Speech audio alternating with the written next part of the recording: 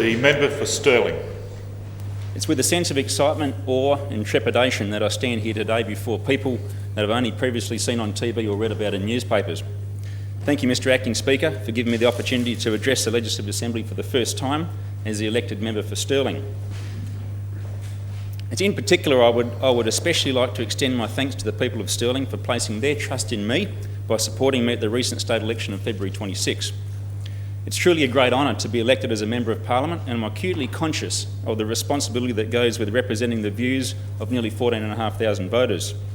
I would also like to acknowledge to all of you, the members of the House, for being prepared to stand for your respective electorates and for shouldering the electoral responsibility which accompanies that of representing the views of your constituents. And I feel confident that each and every one of you is passionate about your views and will act in good faith when debating matters of concern and interest to your constituents. I look forward to the challenge of vigorously representing the views of Stirling, of the Stirling electorate, to this most distinguished group. Gratitude is due also to my immediate family, my wife Marie, who's in the gallery today, son Ben and daughter Alicia. You simply don't take this path without their full support.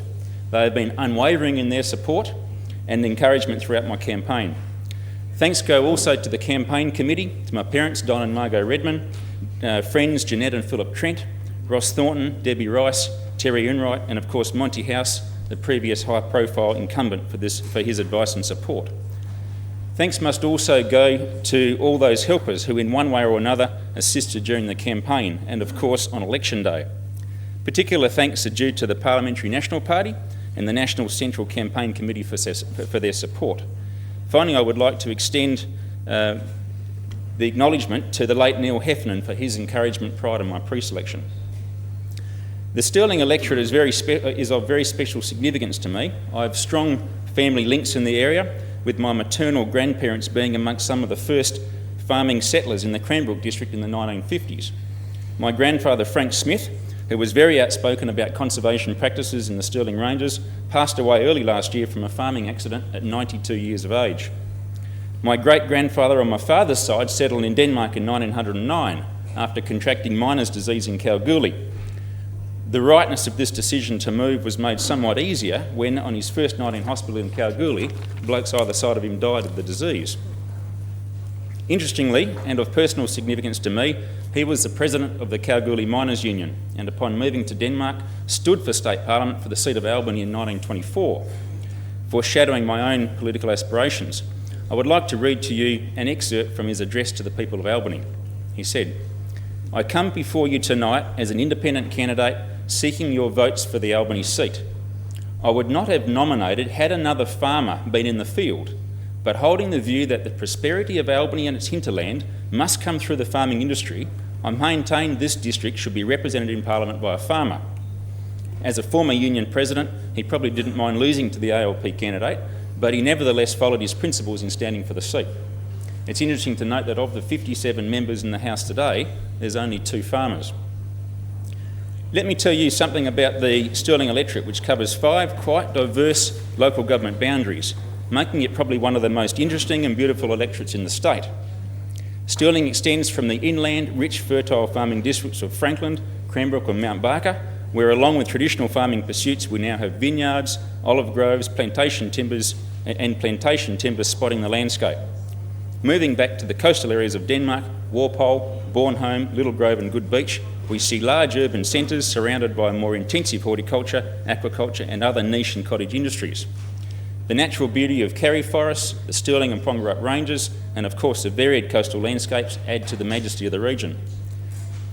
Some of these areas are becoming more and more populated as large numbers of people are moving south, looking for a change of lifestyle, seeking a cooler climate or simply retiring to the stunning south coast. There are many challenges inherent in such population increase, particularly that of properly catering for the growing demands on key public services, as well as providing employment opportunities through industry growth and the burgeoning tourist industry. Whilst the electorate of Stirling has some clear challenges, many of which have been pointed out during the election campaign, and in most cases are consistent with views throughout regional WA, there are also some very specific challenges. Enormous opportunities exist for the development of the Great Southern region. With a quality port facility at Albany and a rich hinterland, The area lends itself to a diversity of agricultural opportunities and value-adding industries. In some cases, these opportunities have already been grasped by private industry. However, there are numerous barriers to further development. I challenge the current government to support the upgrade and development of key areas of infrastructure, which are vital to regional development in the Great Southern. This requires a steady, decentralised focus, looking beyond the dominant population of Perth and its environs. The government must recognise that not only will this bring enormous assistance to the people in the southwest, but will go some ways towards relieving the pressure on the metropolitan centre as it becomes increasingly attractive for people to head south. To further emphasise this point, at a National Party State Conference meeting last year, I listened to a speaker make the point about dwindling populations in inland rural towns and how this was an issue for local economy in those towns. The gentleman sitting next to me nudged me and said, "Well, young man, you don't have to worry about that because the population of the Great Southern is steadily going up." That may be so, but what is less often pointed out is that the population of the Great Southern, as a percentage of the rest of the state, is in fact on a downward trend, based on 2003 statistics. Unless more recent data shows otherwise, the sea change phenomenon along the south coast is not keeping up with the growth rates in the rest of the state. I would argue that the makeup of the population has changed significantly and even further justifies the need to focus attention on industry development to keep a balance in our population structure. The government needs to get dinkum about decentralised policy as a strategy to redress the trend by focusing on regional investment as a catalyst to regional development and growth. Allow me to highlight some of the huge assets of the Great Southern region. One of my central goals for this term in office is to put the region on the map, to showcase its needs and its potential, and to strongly argue for the merits of government investment in this area. The Franklin sub-region has had something like $150 million of private funds invested in vineyards, wineries, olive groves and olive production facilities over the last 5 years. The area is now bursting at the seams and is in dire need of an infrastructure investment. For example, some of the bigger facilities need to use diesel pumps because there's insufficient capacity through Western Power feeder lines to use electric pumps. The local shire is also working hard to open up residential land for development, but it's finding a number of impediments at a planning level. Some of these planning impediments relate to the provision of basic infrastructure to provide power and water. When you have the phenomenon of Margaret River wineries buying up land in the Great Southern, it's certainly clear the region has great potential. I urge the government to embrace the vision of what is possible in the Great Southern, finding ways to overcome some of the barriers and take proactive steps towards putting infrastructure in place as a catalyst to further private investment in this region. Some smaller communities in the region like Wellstead and Many Peaks have suffered a decline in population in recent times, especially due to the impact of plantation timber industry. And I might add as an aside that we need to be cautious in making assumptions about the impact of the plantation industry. And I look forward to the outcomes of a federally funded socio-economic study into the timber industry in the Great Southern, which should quantify those impacts. Some of these communities are seeing opportunities in offering homestead lots and releasing land in smaller town sites where independent investment growth is showing a positive impact. Unfortunately, however, these communities are coming up against infrastructure barriers at this level of government. We need once again to be proactive and plot pathways through these issues, being careful not to put the issues of these small towns into a one-size-fits-all box. The Mount Barker school communities. The Mount Barker school communities have recently engaged in a local area education planning process, coming up with what they call a One College, One Community project, amalgamating both the primary school and the high school into a single college from K to TAFE. The project has tremendous educational merits, and I commend the government for committing to the project during the election campaign. The project also incorporates community services into the educational precinct and offers a very seamless and flexible progression for students in the region. It will also include a cultural centre focusing on the outcomes of consultation and participation from the local Noongar community, a cultural inclusion that is extremely critical to reconciliation in these smaller communities. This project is an excellent model for larger regional centres and is deserving of full government support. I look forward to the opportunity to be part of a briefing with the Minister for Education on the planning and execution of this project. Regional healthcare to date has been exceptional, but nevertheless, with burgeoning and ageing population, has some significant problems. What became very clear during my door knocking in the election campaign was the level of service and support from our regional healthcare providers. What also became clear was the need to improve some key pieces of infrastructure, particularly a significant upgrade to the Albany Regional Hospital and the building of a new multi-purpose health facility in Denmark. Regional growth and changes in the demographic in these coastal locations have put enormous pressure on such facilities. However, it's also great to see companies like Amaru taking steps to cater for our ageing population by building independent living units in the region. My own hometown of Denmark deserves a mention in my maiden speech. It has so many attributes too numerous to mention today, but they reflect the unique, beautiful and diverse nature of the town.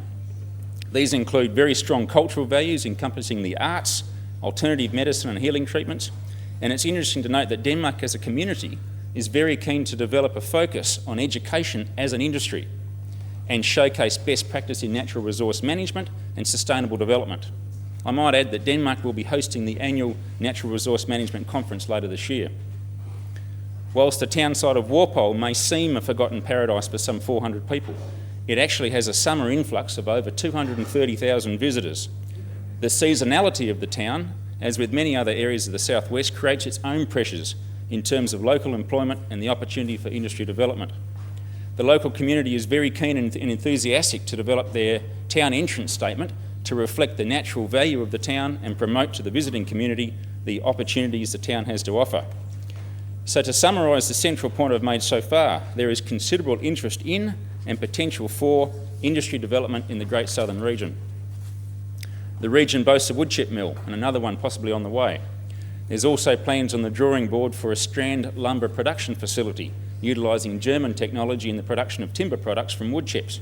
Also a biomass energy plant, which utilises the waste from the plantation industry to produce energy.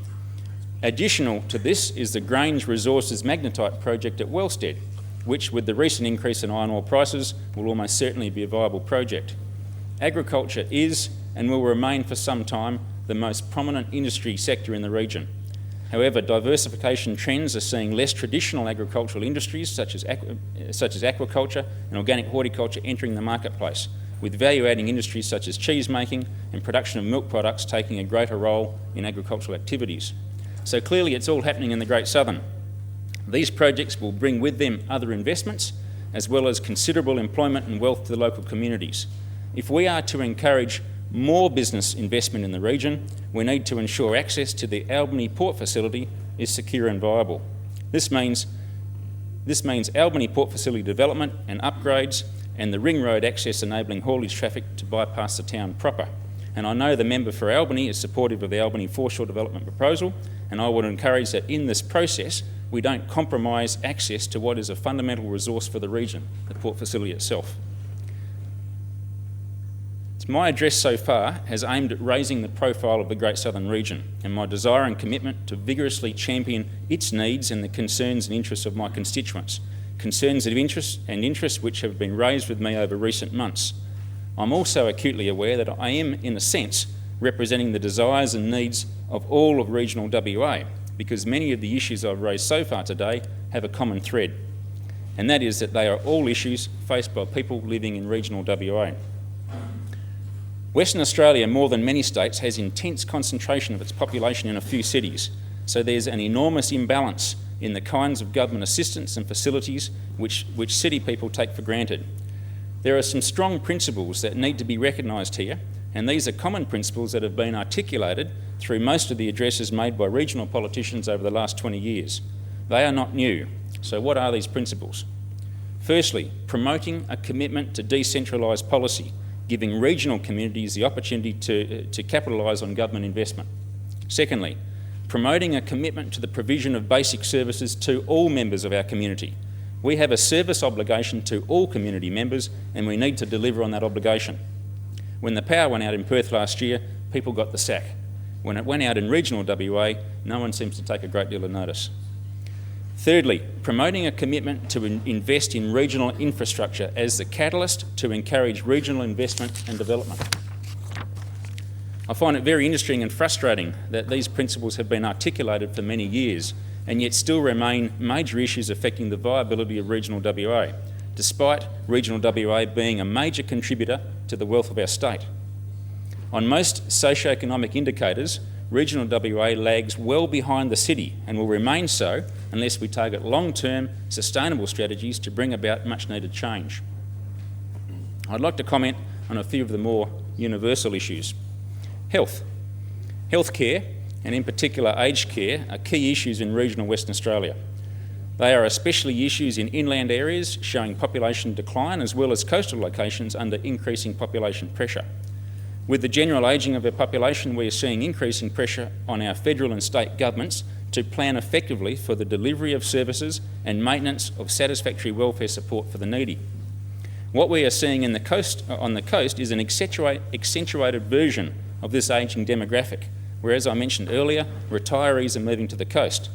Allowing for this additional demographic, that more and more people are moving to the coast for reasons of making a lifestyle change, we then have a significant pressure point in our community. As a result, we need government to make good decisions which provide adequate and planned support for those in need. One of the key issues in being effective as a government is to ensure that these decisions are made in the context of long-term planning with solid research. Both sides of government, in my opinion, have often been more focused on buying the short-term vote rather than adequately dealing with quality long-term planning. Education. As an ex-teacher and school principal in WA's education system for 18 years, I feel very positive about the system that we have and the quality of educational outcomes achieved across the state. This was no more evident than only last week when I had the good fortune to be a judge in a schoolyard blitz competition, where schools in the Albany district were given $5,000 to do a makeover of their school entrance statements, and there's a prize for the district winner. Although we have only been to some 10 schools so far, the level of engagement of the schools we visited and the communities that they service was tremendous, and only acted to reinforce the very inventive ways schools engage students and the community to achieve desired outcomes. Our system does, however, have some pressure points, especially in the area of curriculum improvement and risk management. In the process of implementing and managing these mandatory programs, it's critical to remain pragmatic at the school and classroom level. This means keeping the focus on our core business and not getting bogged down in an overburden of unnecessary paperwork and compliance. In saying this, I don't sell short the responsibility that rests with teachers and schools in respect to duty of care and the responsibilities attached to educating students. Succession planning is clearly another issue within education and remains a challenge for government. Bringing greater numbers of younger graduates to the vocation, promoting country service incentives, encouraging males into primary schools and assisting those who are wanting to make a vocational change are but a few of the challenges. Promoting flexible options at the end of a teacher's career is one option I particularly feel should be investigated. Funding arrangements is another area where flexibility could be increased. Often when funds are delivered, they are ear-tagged to areas of approved expenditure or for specific projects, thereby limiting the kinds of choices that can be made. I am an advocate of moving further towards a single-line budget, where school communities can make more of the decisions as to where these funds can be spent. I also take issue with school principals being given the authority to manage the expenditure of many hundreds of thousands of dollars of taxpayers' funds, but lack the authority to even buy a bunch of flowers for a staff member who's lost a loved one. Good leaders have a strong focus on the people in their organisations and should be supported by government policy. Vocational education and training has been vigorously promoted over the last few years and, in my opinion, has been one of the more successful programs to come out of our system. Bridging the school-to-work gap has been a challenge and will remain a challenge for schools and colleges. I believe there needs to be additional support given to country students who, for reasons of increased opportunity, need to attend colleges in the city and, additional to their course costs, must cover the added burden of accommodation and living costs away from a family home. Rural youth needs much more in the way of additional government support, since they are in many ways disadvantaged in relation to their urban counterparts. Regional infrastructure. Much of our regional infrastructure is in need of a funding injection. It's probably fair to say that both sides of politics have contributed to the problem. Of particular concern is our Swiss system of power delivery and our internal road systems. Whilst water networks appear not to be a clear issue, inadequate levels of water storage is often a limiting factor in smaller regional locations and can be counterproductive to growth. Whoever is to blame for contributing to this issue is probably somewhat academic at this point, But what is clear now is that government must make some clear decisions about planning for the upgrade of regional infrastructure to bring standards up to an acceptable level. I believe it's also important to take a very strategic approach to upgrades and maintenance of our core infrastructure. When planning for the future, we need to carefully prioritise our objectives in accordance with sound principles. These principles need firstly to reflect a reactive response to basic service obligation, and secondly reflect a proactive response to regional growth potential.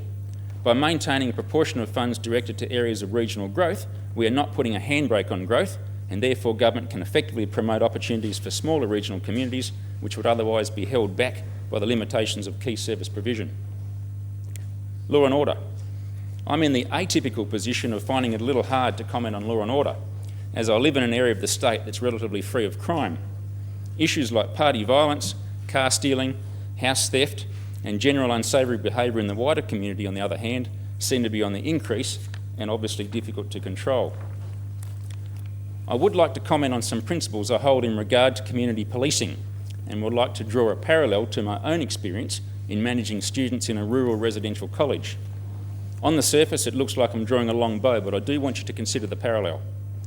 When managing students in a school environment, it's critical to keep the battlefront on the relatively minor issues by maintaining a level of vigilance and support to achieve positive outcomes on the smaller issues, such as tucking in shirts, using appropriate language and demonstrating respect for peers. When I use the words battlefront, I don't want you to have the impression that I'm talking about a battlefield where confrontation is the name of the game. I'm talking about early intervention with students on what many would say are trivial issues. But by taking this stance, however, we didn't then have the prevalence of the more serious issues of bullying, drugs and alcohol abuse. Although these issues emerge from time to time, students had the very clear impression that they will be dealt with expediently and appropriately, whilst recognising that they were also, in fact, on the serious end of the scale. The minute we got lax on the front line, the standards dropped. I believe it's valid to apply the same principle to our community, and in doing so, I feel it's also important to keep the battlefront on the more trivial issues. This means responding to all issues expediently and appropriately by having police on the ground, mobile and responsive. If we make the effort to intervene at this level, we have a greater chance of turning around first-time offenders, and giving the clear impression that as a community, we set standards of behaviour that will be maintained by all. I know that in a perfect world, we would have plenty of funds to achieve these things, and clearly this is not a perfect world. The principle still stands, however, and I commend the current government for initiatives to get more police into and engage with the community. On a more personal note, as mentioned earlier in my address, my grandfather died early last year as a result of a farm accident. The whole unfortunate incident was managed by the local policeman, who met with grieving family members, managed investigations including a WorkSafe investigation, and worked the family through all the necessary but traumatic processes that needed to follow. One of my greatest regrets is that I did not take the time to write a letter of commendation to the officer superiors, commending him for the manner and professionalism with which he carried out his duties. I was very pleased to see that despite my inaction, he went on to become Western Australia's Policeman of the Year. Derek Grimes was a worthy candidate and truly a credit to the police service. Onto the environment. No government can afford to ignore the implementation of sound policy in respect to managing our environment in a sustainable manner. It's never as simple as we think. However, when it comes to implementing such policy, as there are often sensitive issues that need to be managed, and also there are conflicting demands on the environment, I do believe once again that there are some principles that need to be considered when putting any policy in place for the environment.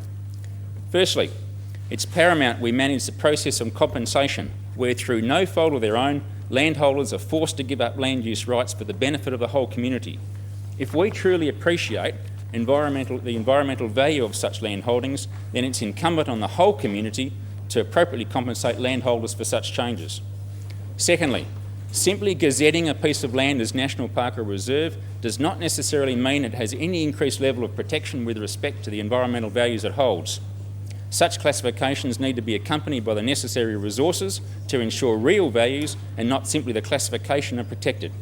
Additionally, we need to foster any desire by local communities to play a role in management decision-making processes. This encourages ownership and has the potential to reinforce the desired outcomes whilst maintaining a level of local vigilance in the protection of environmental values. Thirdly, the level of fuel reduction burning in our national parks and reserves and wilderness areas is of great cause for concern. There is no dispute over the need to continue in-depth research into the impact of applying fire to our forests. There is also no dispute over the fact that high levels of fuel lead to greater risks of bushfires burning out of control and putting our community at risk. I would argue that the Conservative position is to reduce the fuel levels through reduction burning programs. It does, however, concern me that over recent years the level of fuel reduction burning has decreased. If this pattern is continued, we do face an increasing risk of a severe bushfire. I understand that it's a controversial issue and believe there's also a need to educate the public on the procedures CALM employs to monitor and maintain high-value flora and fauna species in at-risk areas. I commend the federal and state governments for taking a more strategic approach to natural resource management by consolidating funding portals through the 6 Natural Heritage Trust regions. My only fear is that this approach has taken something away from the smaller land conservation district committees and hence may be a disincentive for much of the voluntary and in-kind work traditionally done by farming communities. My address has a strong focus on showcasing the Great Southern. Like many of the people in the region, I believe the Great Southern has a great deal to offer the state of Western Australia. In pursuing a vision for this part of the state, the people of Stirling have asked me to do 3 things. Firstly, to keep a strong environmental focus, yet be pragmatic about the development of environmental policy and legislation. Pursue and support opportunities for value-adding and sustainable industry development in the region. And 3, put a greater focus on regional infrastructure, supporting key public services and industry development opportunities. I do have aspirations to one day be a government minister. However, at the moment I'm honoured to be the spokesperson for the agriculture portfolio for the National Party, a role which I shall carry out with integrity, energy and dedication. I've always been proactive in leadership and intend keeping the same philosophy as a Member of Parliament. Thank you, Mr Speaker, for this opportunity to address the House today. I look forward to playing my part in the many and varied deliberations of this Parliament and to being directly involved in the evolving future of this great state of Western Australia. Thank you.